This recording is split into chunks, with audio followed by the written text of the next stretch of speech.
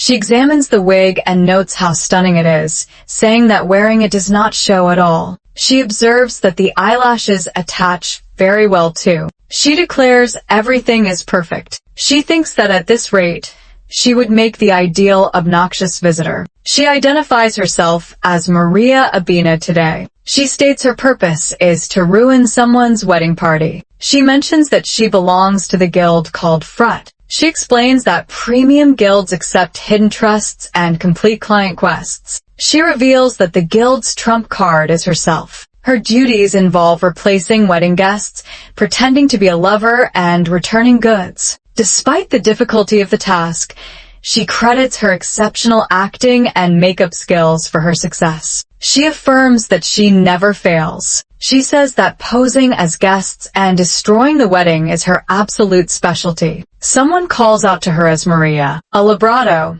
the guild master of Frut, asks if there is a trust that is right for her and inquires how she feels about it. Maria questions how right it is. A Labrado asks if she knows Duke Barrywinter. She answers that she knows him, of course. Duke Barrywinter is introduced as the head of the famous Duke Solid family. She notes that power, money, and looks are perfect, and that the Duke is infamous for not caring for women, even though she has never met him. Recently, the marriage was unexpectedly disclosed, causing a commotion among the entire upper class. Maria imagines this scenario vividly. Someone agrees that this is right, and very well. They prepare for the quest this time. Someone states that the task is to run that wedding, as well as protect the Duke's reputation. They ask how the other person feels, and if it is suitable for them. The response is to hold on. They declare that even though they are not innocent,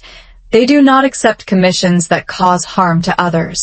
The discussion shifts to generous donations, with emphasis that money comes in first. There is mention of locks being suspicious, along with a note about suspicious eggs in a place. A Labrado is told that he is missing the most important thing. She asks the guild master how much they are giving, to which the guild master replies, 1 million gold. A determined statement follows, declaring that no matter what happens, they will definitely succeed in completing it. Maria is addressed, and she is told that they have arrived. Maria promises to be right back and asks the driver to wait there, then says she will give him a gold coin. A servant responds enthusiastically with, "Yes, my lady," to an unclear command. She confirms that everything is now fine, stating that transportation for escaping is guaranteed. She mentions that next is the wedding hall. She observes that the main area should be about to start at this point. She exclaims in awe, declaring that this is indeed the Solid family. She looks the dining room is enormous and questions how many places are held for the names. She warns against making up silly ideas,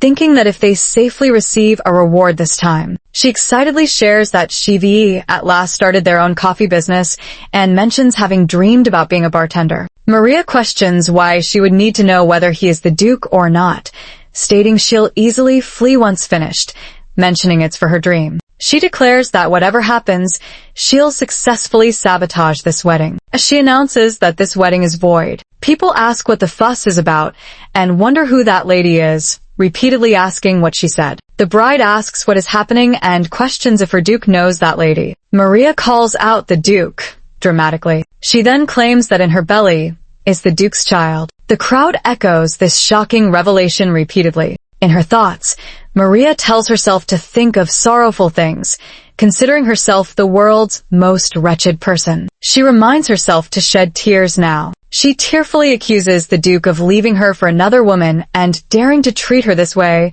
punctuated with a hiccup. The crowd reacts with shock. Maria asks if he's completely forgotten about the hot night they spent together. The crowd gasps at this scandalous revelation. In her thoughts, Maria judges that this is enough to ruin the wedding and plans to run away. She then adds another accusation about their child. In her thoughts, she notes this is her first time seeing Duke Barrywinter up close, observing he's a cool, attractive man. The Duke calls out, "Hey," as people watch eagerly. Maria reacts with surprise as the Duke suddenly pulls her into an unexpected hug. The Duke affectionately refers to her as honey, questioning why she took so long to arrive and mentioning how long he had been waiting for his dear. Maria feels her heart race in confusion, internally questioning why he would call her his dear when this is actually their first ever meeting. She declares that her baby looks very surprised and warns not to even think about running away. Another voice reacts with shock, questioning whose baby it is. She stammers in confusion,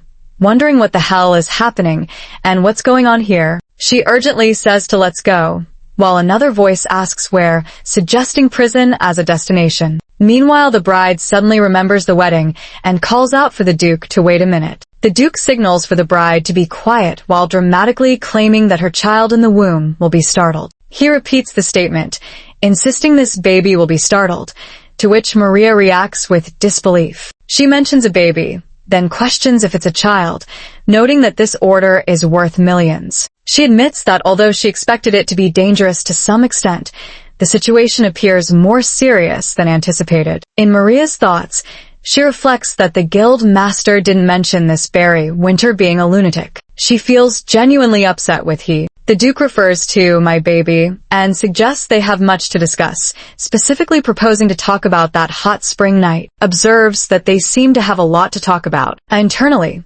Maria reacts with a single frustrated expletive. She wonders what she should do, considering whether to use teleportation magic, but expresses fear about being caught. She identifies the man, the head of the Solid family, and the only Tower Lord in the Empire. She explains that this means he is a great magician who is extremely proficient in magic. She thinks that if she gets caught using teleportation magic, she just needs to make up an excuse. She realizes she has to distract him. The Duke questions why she is avoiding his eyes, addressing her as baby. She exclaims internally about what the hell this crazy guy is saving all this for. She complains internally about why this motherfucker is so handsome, admitting she can't concentrate. She references this look with an unclear term, davai. She wonders if his expression means don't even think about running away. She concludes she has no choice but to go with the flow, challenging to see who will win in the end. She apologizes, explaining she just wanted to go somewhere quieter to talk,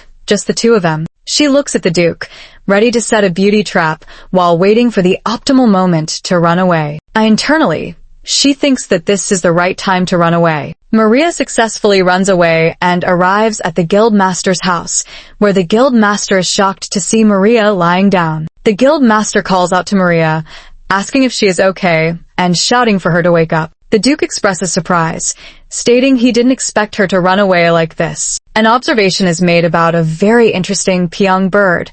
Earlier, the bride calls to the Duke and asks if he understands what he is doing, questioning where the woman from earlier is. The Duke replies that she is gone and comments that it looks like she's busy. The Duke states that the bride seems to be misunderstanding something and questions whether she thinks she has the right to question him. The bride reacts with shock, addressing him as Duke, before being cut off. The bride asks what he is saying, referencing an event 1 week ago at the Marquis house. The Duke demands to know who put a love spell in his wine glass without fear. Someone or the bride urgently says to hurry up before the Duke wakes up. She stammers in surprise, asking why he made up so early, mentioning that apparently she's been given enough medicine according to the instructions. She addresses the Duke hesitantly, trailing off with incomplete thoughts. The Duke states that he has leniently forgiven her, then questions whether she is not afraid as a result. She protests that while he allowed the wedding, the Duke states that he allowed the wedding but clarifies it's different to ensure its safety. He adds that even without that woman's involvement,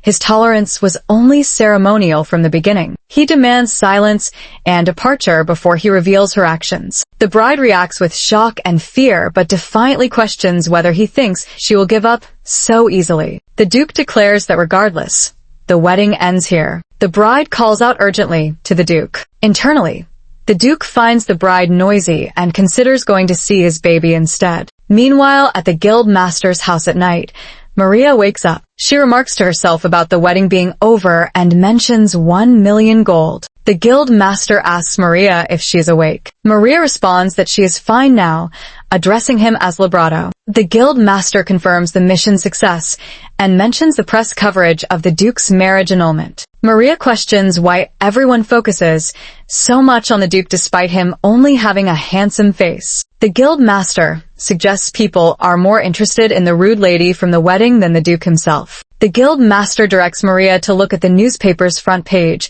while laughing heartily. Maria expresses surprise at the included photograph. Maria reads aloud from the newspaper about the Duke's alleged woman nicknamed Baby and Hidden Child, noting the unknown whereabouts. She reacts to the article's conclusion with shock. Maria becomes further shocked upon seeing the Duke's posted notice seeking his baby, with identifying details and a 1 billion gold reward, angrily exclaiming about the absurdity.